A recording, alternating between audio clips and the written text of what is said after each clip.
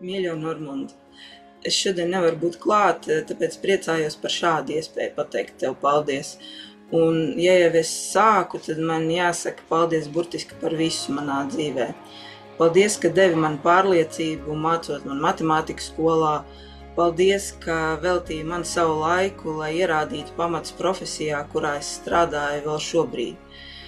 Un vislielākais paldies par manu dzīves mīlestību bridžu, hobiju, kurš vīst cauri manai ikdienai un dzīves nozīmīgākajiem notikumiem. Es atceros, ka es neierados uz pirmajām bridžu nodarbībām skolā, un tu noķēri man starpbrīdī un jautāji, kāpēc es nenāku. Es atbildēju, ka es vispār neko par kārtību nezinu, es tādas nespēlēju. Un tad tu pateici frāzi, kur izrādījās pravietiski, bet tu atnāci, tev patiks. Un tev bija pilnīgi taisnība, man ļoti patika. Bez bridža es nebūtu satikusi savu bērnu tēti, mēs iepazināmies Ukrainas bridžu čempionātā. Un pēc tam ilgi smējāmies, ka balvā par čempionu titulu es saņēmu vīru. Esmu laimīga, ka arī mans dēls noticēja, ka šī ir ļoti interesanta un skaista spēle, kurai ir vērts veltīt laiku.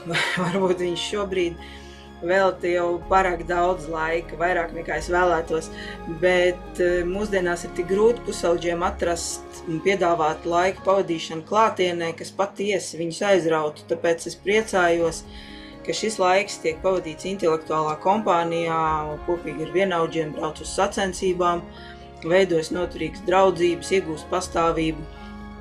Un tas viss ir pateicoties tev. Ja tu savulaik nebūtu vadījis bridžu pulciņu skolā, tad nekā šī visa manā dzīvē nebūtu. Un liels Normunda, tev paldies, ka ievedi mani bridžu pasaulē. Lai nekad neapsīst entuziasms pildīt liels darbus. Tu esi pelnījis katru šodien saņemt to labo vārdu. Apsveic! Sveiki, visiem vēlamies pateikt sirsnīgi paldies Normundam. Ne tikai par to, ka viņš jums ir iemācījis bridžu pamatus, bet arī par ieguldījumu, ko viņš ir devis šajā valstī bridžā. Viņa dedzība, siltums un laipnība ir aizrāvusi daudzus. Paldies tev, skolotāji!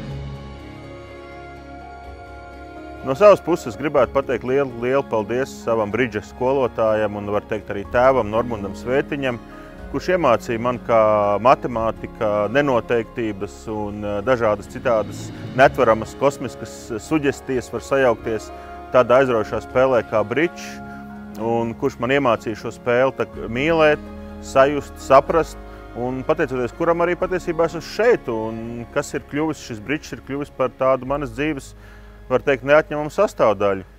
Paldies viņam par to, gan par iedvesmu, gan par visu pārējo. Paldies!